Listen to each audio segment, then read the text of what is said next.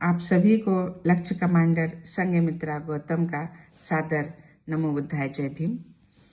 मैं लखनऊ से भारतीय समन्वय संगठन लक्ष्य से नानक चंद्र रत्तू जी के द्वारा लिखी हुई किताब डॉक्टर अंबेडकर के अंतिम कुछ वर्ष अध्याय 12 अंतिम चरण, इसका दूसरा वीडियो मैं अब बनाने जा रही हूँ। प्लीज आप लोग इसे भी सुने। प्रतिज्ञा पर पुनर्विचार।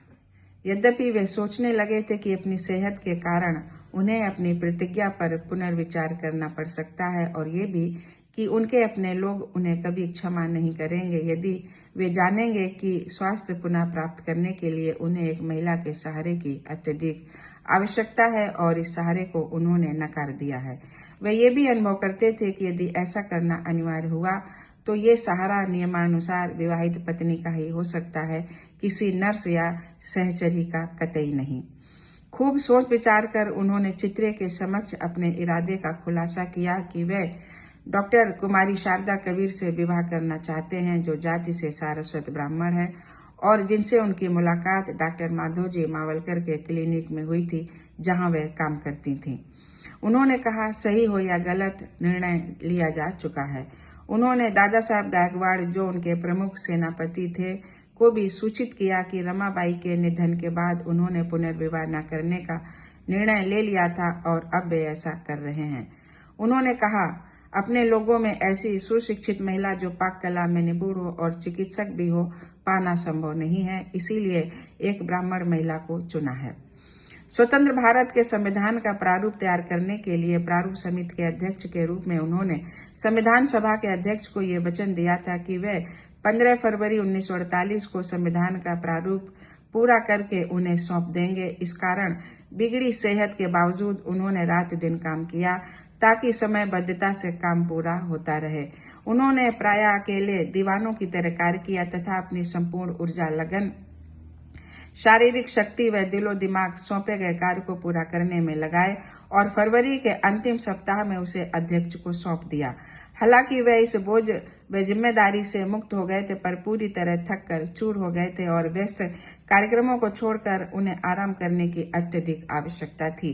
कम से कम कुछ समय तक के लिए तो जरूरी ही था। 15 अप्रैल 1948 को डॉक्टर अंबेडकर का विवाह डॉक्टर शारदा कबीर से उनके नई दिल्ली आवास एक हार्डिंग एवेन्यू पर सिविल मैरिज एक्ट के तहत दिल्ली के deputy commissioner doctor MS Randhawa के समक्ष उनके निकट सहयोगियों की उपस्थिति में संपन्न हुआ। विवाह के बाद डॉक्टर मावलकर से उनका संपर्क भली भांति बना रहा, जो प्रायः डॉक्टर अंबेडकर के इलाज के लिए दिल्ली आया करते थे। विवाह के तुरंत बाद उनके सामान्य भोजन पर कुछ प्रतिबंध लगा दिए गए। उनके मजबूत दांत निकाल दिए गए क्योंकि चिकित्सक की राय में ये उनकी बीमारी की जड़ थे। उन्हें पत्थर के दांतों से शुरू में दिक्कत हुई, पर धीरे धीरे वे इसके अभ्यस्त हो गए।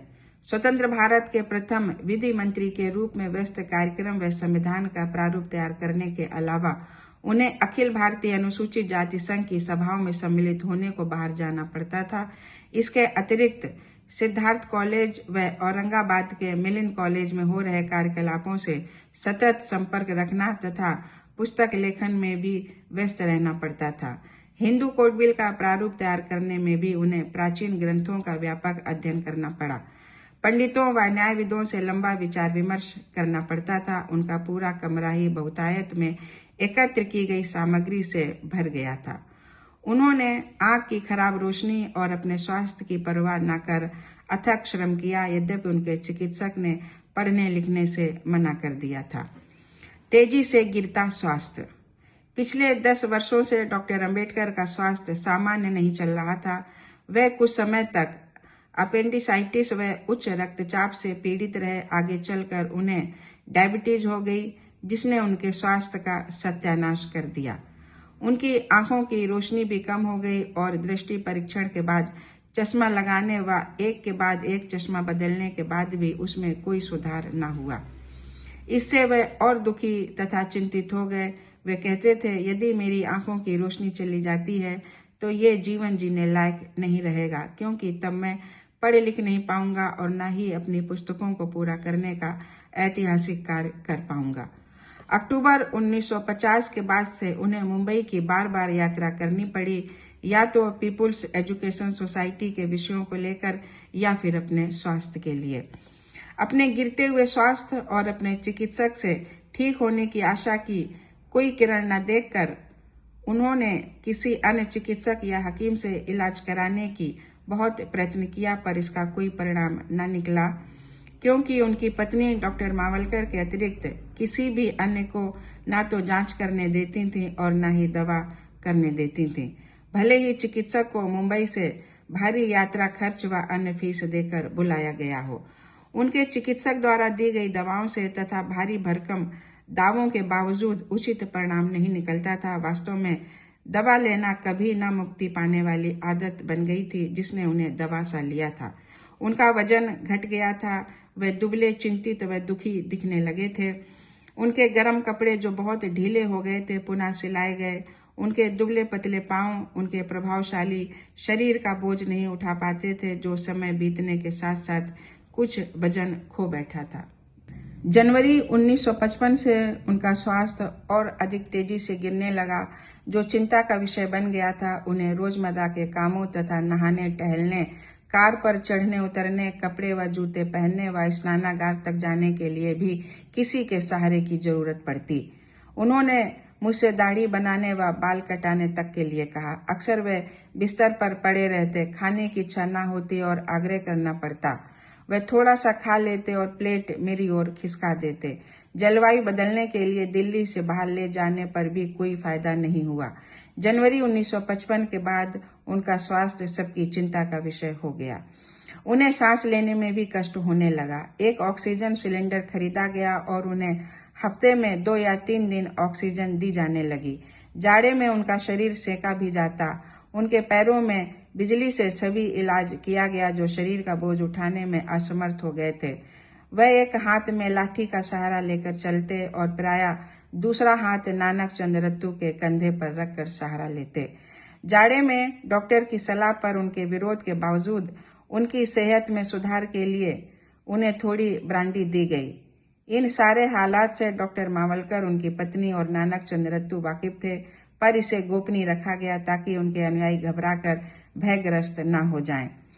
उनके निकटतम सहयोगियों दादा साहेब बी.के. गायकवाड़, एन. शिवराज, एस.एल. शास्त्री, राजभोज व उत्तर प्रदेश, पंजाब तथा अन्य जगहों से आए लोगों की हर संभव कोशिश थी कि एक मेडिकल बोर्ड का गठन कर उससे जांच आदि कराई जाए, पर यह इच्छा पूरी ना हो सकी, क्योंकि उनकी पत्नी इससे सहमत कतई नहीं थी और वह किसी को भी उनके आसपास जाने नहीं देती थी, चाहे वो कोई भी हो, कितनी दूर से क्यों ना आया हो।